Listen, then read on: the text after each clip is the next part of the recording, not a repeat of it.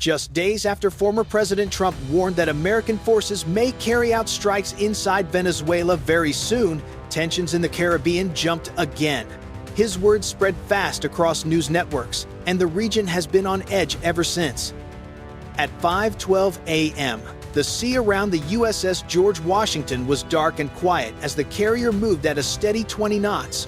Radar teams watched their screens, and the crew prepared for a normal morning transit.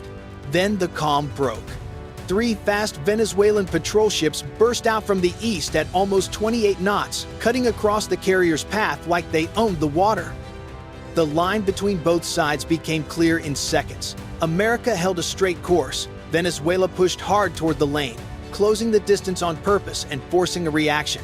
Collision alarms hit the bridge. The gap dropped fast. This was not an accident. It was a test. The Venezuelan captains believed the carrier group would pull away first. They were wrong, and they were about to find out how wrong. If you want to follow every move of this standoff, make sure to subscribe and stay with us as the situation unfolds. What happened on that quiet morning was more than a close pass at sea. It was the result of weeks of rising pressure between America and Venezuela. US officials recently stepped up sanctions, increased patrols near the Caribbean, and carried out several strikes on suspected drug boats. Venezuelan leaders called those actions illegal and said they would answer any new foreign aggression. Both sides were already watching each other closely when the carrier group entered the area. To most people on shore, this looks like a simple naval incident. But for the crews on the water, the stakes feel much higher. A carrier like the George Washington does not turn quickly. It moves like a city, and even a small patrol ship getting too close can cause real damage. Every sailor knows that one wrong angle or one slow reaction can turn a political message into a deadly collision. That is why these waters are tense. The Caribbean may look open, but it sits at the center of regional politics, smuggling routes, and military patrol zones. Venezuela sees American ships as a threat to its control. America sees those same waters as international space that must stay open. When both ideas meet at high speed, even small ships can carry the weight of national pride. For the Venezuelan crews, rushing toward the carrier group creates a powerful image back home. It shows they can challenge a force much larger than them. For the American sailors, the mission is different. They are trained to stay calm, hold their route, and avoid any move that could hand the other side a reason to start something bigger. So when those patrol ships came in that fast and that close, everyone on the American side understood this moment was not random. It was a message sent on purpose. It was a way to see if America would bend, pause, or show fear. And it became a chance for the carrier group to respond not with speeches, but with steady discipline under pressure. This is why the event matters. It shows how fast a simple morning transit can turn into a high-risk test, and how quickly a local action can affect national strategy. Out here, one decision can shape the next week, the next month, or even the next crisis. At 5:12 a.m., the first warning inside the George Washington strike group came from radar. 3 fast contacts appeared on the east side, moving much faster than normal patrols. Their speed held near 28 knots, and their angle pointed directly into the carrier's path. The distance dropped quickly, leaving no doubt this was deliberate. On the bridge, the officer of the deck asked for confirmation and got it right away. 3 Venezuelan patrol ships, tight formation, no sign of slowing. Collision alarms sounded across the ship as sailors moved to stations and sealed doors. A calm morning was gone in seconds. Outside, the Venezuelan ships threw white spray as they pushed toward the carrier's lane. They were not passing by. They were trying to force the carrier to turn. But the George Washington stayed steady at 20 knots, holding her line without hesitation. That opened the window for the next move. The USS Gravely surged forward, increased speed, and shifted into a blocking course between the carrier and the incoming ships. She didn't send a radio call. She simply took the angle that mattered. Inside Gravely, radar operators watched every update: engine, heat, wake, shape, heading. The Venezuelan ships stayed on their fast approach. On the flight deck, an MH-60R Seahawk lifted off and flew straight toward the intercept point. From above, The crew could see each patrol ship clearly and fed live video back to Gravely. The picture now had 3 layers: the destroyer blocking, the Venezuelans closing, and the Seahawk circling overhead. Inside Gravely, a steady voice called out the latest number: range 4.5 miles and closing.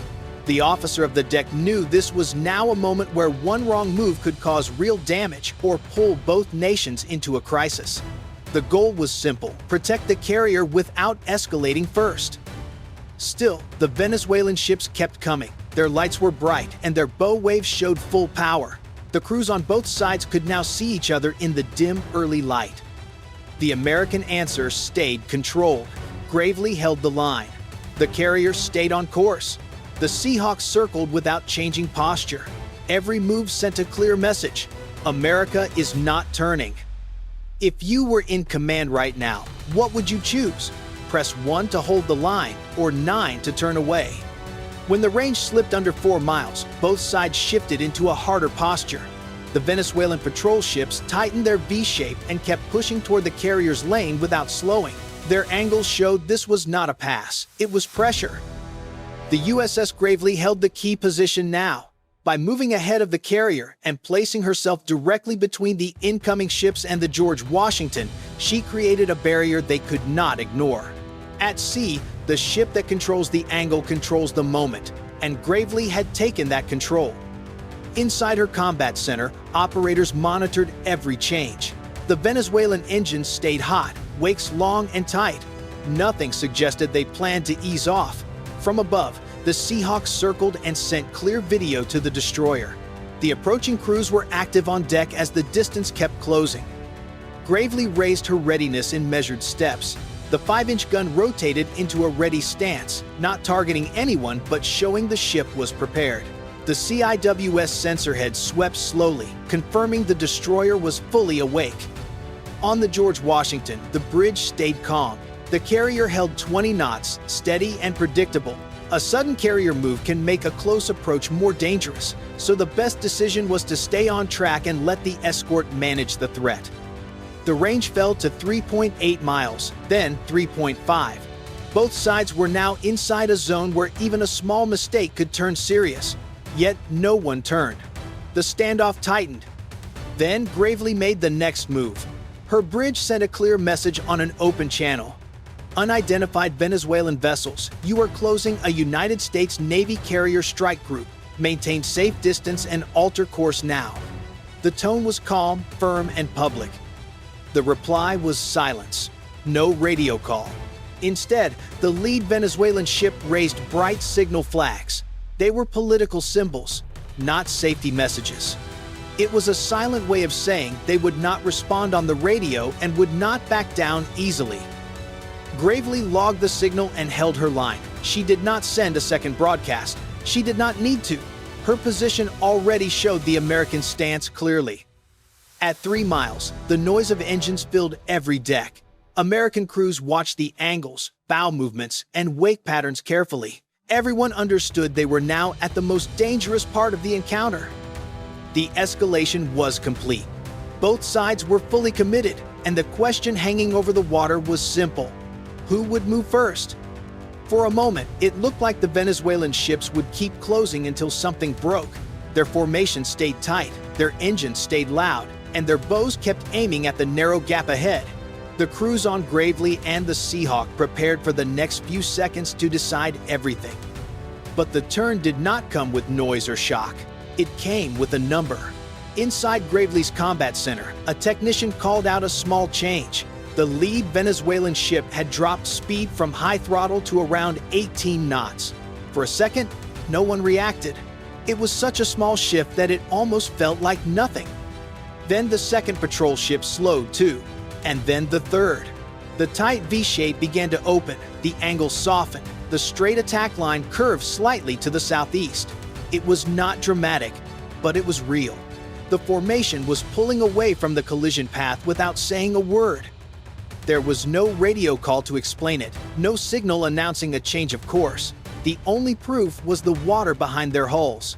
The wakes were no longer sharp and aggressive. They were wider, calmer, showing less power and less intent. The message was clear. They had made their point, and now they were stepping back. On the carrier, nothing changed. The George Washington held 20 knots as if the entire standoff had been nothing more than a passing moment. She did not slow, did not turn, and did not acknowledge the shift. That steady line said everything. The destroyer had held the front, the carrier had stayed firm, and the other side had decided the risk was no longer worth it. From the Seahawk, the crew watched the small ships peel away. The tension that had filled the air minutes earlier started to drop. Yet nobody on the American side celebrated. They stayed focused, confirming the new angles and waiting until the separation was clear. Out here, a mistake can happen anytime until the danger is fully gone. This was the twist of the entire encounter. No shots, no collision, no forced turn. Just steady discipline pushing the other side to make the safer choice on their own. As you watch this moment shift from danger to control, tell me what you think caused the Venezuelan ships to ease off. Press 1 if it was Gravely's position, or 9 if it was the Seahawk overhead. Even though the Venezuelan formation had begun drifting away, the tension stayed sharp. The final minutes of any close encounter can be the most dangerous. One wrong angle or sudden throttle change could still trigger a collision. Everyone involved understood that. Inside Gravely's combat center, the team watched each update carefully. Range 2.9 miles, then 3.1, then a slight drop again. These small shifts showed the ships were still settling into new paths. On the bridge, the officer of the deck tracked the lead Venezuelan ship through binoculars. Its bow now pointed slightly east-southeast, no longer toward the carrier. The other vessels followed the same line. It wasn't dramatic, but it was clear progress. Above them, the Seahawk kept its slow circle. The camera operator zoomed in and saw sailors moving on deck and watching the destroyer. The aircrew stayed focused on confirming that the new angles were real and steady. They did not relax. Not yet. Inside the carrier, some areas returned to normal pace, but the lower decks stayed alert. Sailors listened for every update.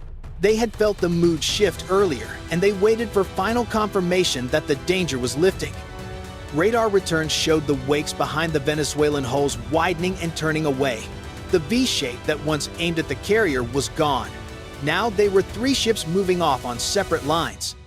Gravely held her angle until the distance grew wide enough to reduce readiness. The 5-inch gun eased back to neutral.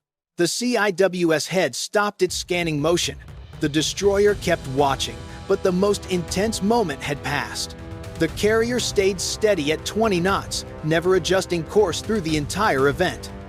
Gravely's bridge confirmed the growing separation. The combat center logged the final numbers. The Seahawk made one last pass, then returned toward the carrier. Only then did the pressure ease across the strike group. The climax of this standoff was not a dramatic shot or a near crash. It was a controlled shift back to safety, achieved by steady decisions under pressure. No rush, no panic, just discipline. The encounter had reached its highest point, and now it was ending with America still holding the line. As the first light reached the Caribbean, the confrontation was already fading. The 3 Venezuelan patrol ships were heading away on wider paths, and the George Washington strike group stayed on course at 20 knots, unchanged from the start. The sea looked calm again, but everyone on the American side understood the morning meant more than a simple close pass. This was another test during a period of rising tension. With new sanctions and tougher patrols, every encounter now carries political weight. Venezuela cannot match American power, but it can push limits, gather footage, and try to show strength at home. What happened this morning fit that pattern clearly. For the sailors, the lesson felt real. They woke to alarms, watched the distance fall fast, and saw the destroyer take a position that could have turned dangerous within seconds. What stayed with them was how discipline, not force, brought the situation back under control. The standoff also showed something simple but important. Power at sea is not only about weapons, it is about staying calm when the other side hopes you won't. The destroyer held the line, the carrier stayed steady, and the Seahawk tracked every move until the danger eased. By mid-morning, logs were complete and the group continued its mission, but the meaning did not fade. With tensions rising, the next encounter may come faster and with less warning. And once again, the side that keeps its discipline will decide how it ends.